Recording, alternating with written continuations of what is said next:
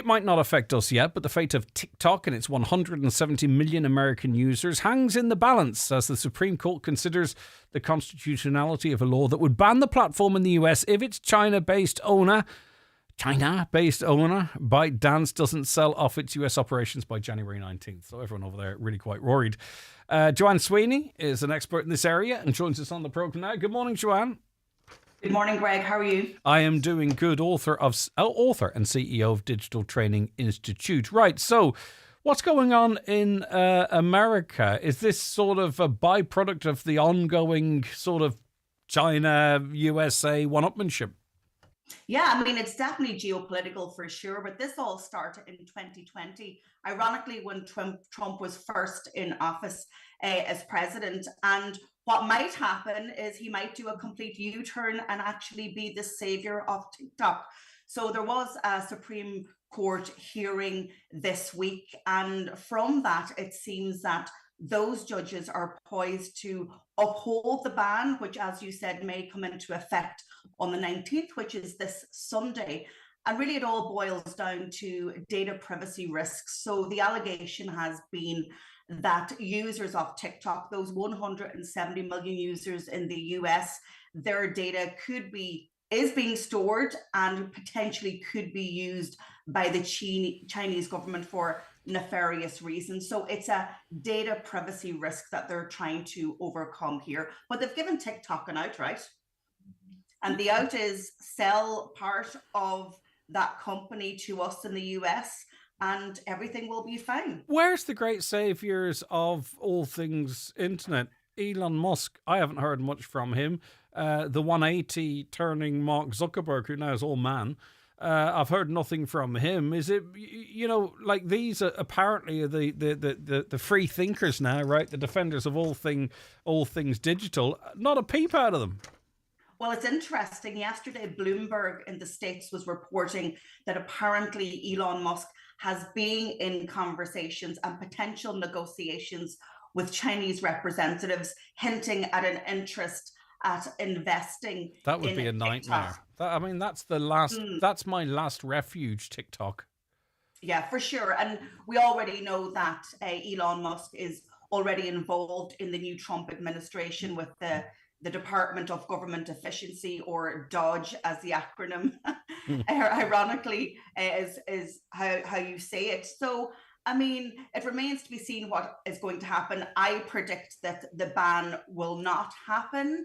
If it does, it will be for a very short period of time, and Trump will claim to be the savior. Now, there is a senator from Massachusetts who has tabled a new bill called the Extend the TikTok Ban Bill. So Senator Ed Markey is asking for a stay of 270 days on the ban. But users in the US will know that if it is banned, like, the app isn't going to disappear. It will disappear from the app stores.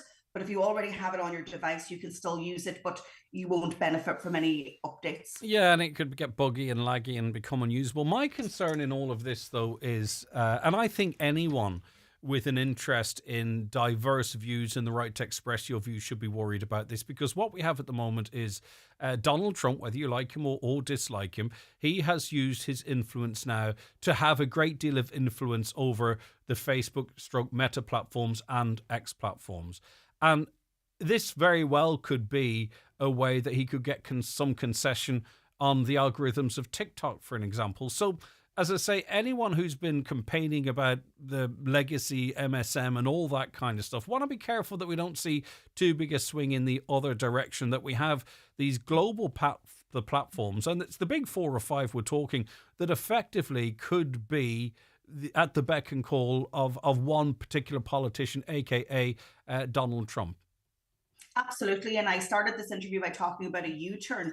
Well, it seems that Mark Zuckerberg is also making a U-turn.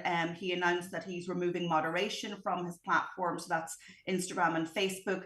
And he's also had an appearance on the Joe Rogan podcast in the last week. And he was complaining about the European Union's regulatory actions and the 30 billion of fines that they have imposed on what he's saying are US tech companies. I mean, they got fined because they breached laws, right? And they're not upholding their standards to which they're bound by here in the EU. But this is becoming ever more politicized. And I think his appearance on that podcast and his high criticism for the EU would make potentially some Europeans worried, because we in Ireland have the European headquarters in Dublin of all of these companies. The legislation in the EU controls and mandates these companies to uphold certain laws, the Digital Services Act, for example, and them making these complaints on such public and diverse platforms kind of leads me to believe that something is shifting here, and definitely we should be thinking about the bigger picture. Yeah, and you feel we're going through some stages here now, as I say, with Zuckerberg aligning himself with the Trump administration and bringing on board the likes of Dana White. Is it Dana? It's White, isn't it? It's Dana White from UFC onto the board, right? He's an ally of Donald Trump's, and that's all well and good. They're getting rid of the DEI. A lot of people won't have an issue with that, but also they're going down the moderation route, in inverted commas, of Twitter. Now, how does that all work with the Digital Services Act? Because I don't know in terms of the global picture, right, how important Europe is to these social media companies. They have an awful lot of weight and influence now at this point. So the Digital Services Act is actually only strengthening, bigger fines, more controls. And the whole move is that we don't want to be censored. We want to be able to... Can they ride the two horses of this new approach in the United States and other territories and actually more strict? Like, Joanne, sorry to rattle. That's part one of the question. Part two, is this really why we are seeing reform being supported in Britain, outside of the EU, of course, the AfD in Germany, in that these people really are interested in their own futures and they are trying to shift the balance, literally politically, in Europe to suit their own pockets? Well, listen, if you think about politics and the influence of politicians in any jurisdiction, they will have their own party and political biases, and they will be looking to where the voter base is. And so Trump leveraged TikTok for his own political gain, and he said it was how he could mobilize younger voters. Now, the US First Amendment is the freedom of speech, and that Congress will not impose any law that deters people from free exercise and freedom of speech. And that is now the narrative that is being pushed around the TikTok ban. In the EU, we have become more regulatory in terms of trying to manage moderation, manage trolling, manage hate speech, the evolution of deep fakes. So there is some sort of balance that needs to be struck in terms of censorship versus free speech, but also the protection of citizens in a world that is now controlled by, let's face it, almost a monopoly. You think Google owns YouTube, Meta owns WhatsApp, Facebook, Messenger, Instagram. You have Elon Musk, who owns X, and then you have TikTok. And these are the biggest digital channels in the world that are employing a lot of people. And I hear Minister Burke, our enterprise minister, being quoted this morning around potential Meta job losses, and he says our primary concern are the jobs. But it's a conversation broader than jobs right now. Yeah. This is geopolitical. And the thing about it is too, and that's, as I say, I really want free thinkers to think about this. It's clever because they've got it to the point now where if there's any dissenting voices, they pile on. They pile on. There's agents of Elon Musk in this country that will, or in Britain, for an example, you've seen what's happening with the Labour Party and what have you. If they go after you, they can destroy you. They can destroy you. So they could be your ally now. But I'll tell you, if they all of a sudden decide, right, we're moving in this way, the amount of public pressure they can bring on individuals is astonishing. And we're seeing that more and more and more now, that politicians, I think, are going to be bullied into silence, whether you agree with them or not. And the one question that it raises for me is, well, who are the arbiters of truth right now? And where does truth sit? Where do we find it? I believe in a strong independent media. I think it's critical for our democracies.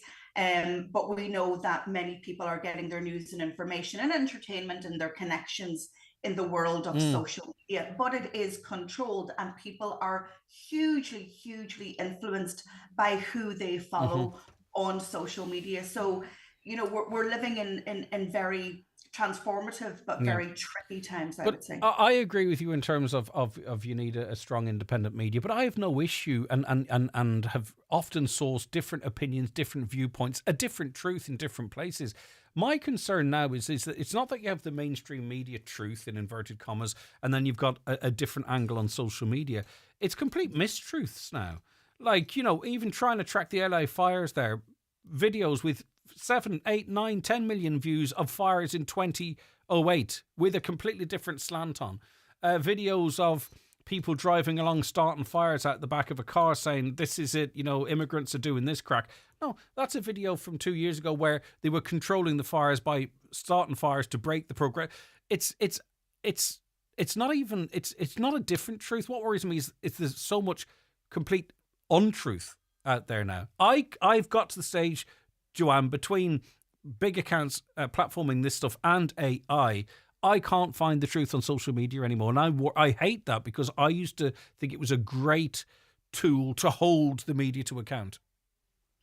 And you see, the perspective that you are bringing here is one around critical thinking, and you're thinking deeply about it. You have these conversations every day. You actively look for different opinions. But by and large, most people are, and this is not a criticism, we're passive users of social media. We engage in doom scrolling, we see information, and some people accept what they see and do not question it.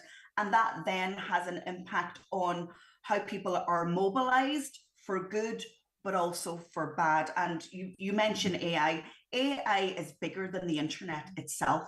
It's transforming everything. So that's what I worry about. Where is the truth? Who are the brokers of truth? Who can we trust? And if we live in a world where distrust is our first foot forward and our first mindset, then that's just not good for society. So I'm sorry to bring a bit of a downer on the conversation. No, it's fine. Listen, it's just a bit of audio doom scrolling. It's grand. But also, it's just with AI, it's like what is real and what's not real. Those lines are blurring, and we're only getting a bit of it now. 2025 is going to be a massive year for AI, and people are going to really sort of start seeing in their everyday life the kind of stuff we're talking about. Joanne, listen, a lovely to see you, lovely to chat to you. Thanks so very much indeed, and we really do appreciate your input. And as you say, Donald Trump seems to be positioning himself as the savior, opposing this ban, and he'll crack a deal, and the world will keep turning. And here we are. Joanne Sweeney, author and CEO of Digital Training Institute. Gurma, thanks for your time. Gurma, See you soon. Bye-bye.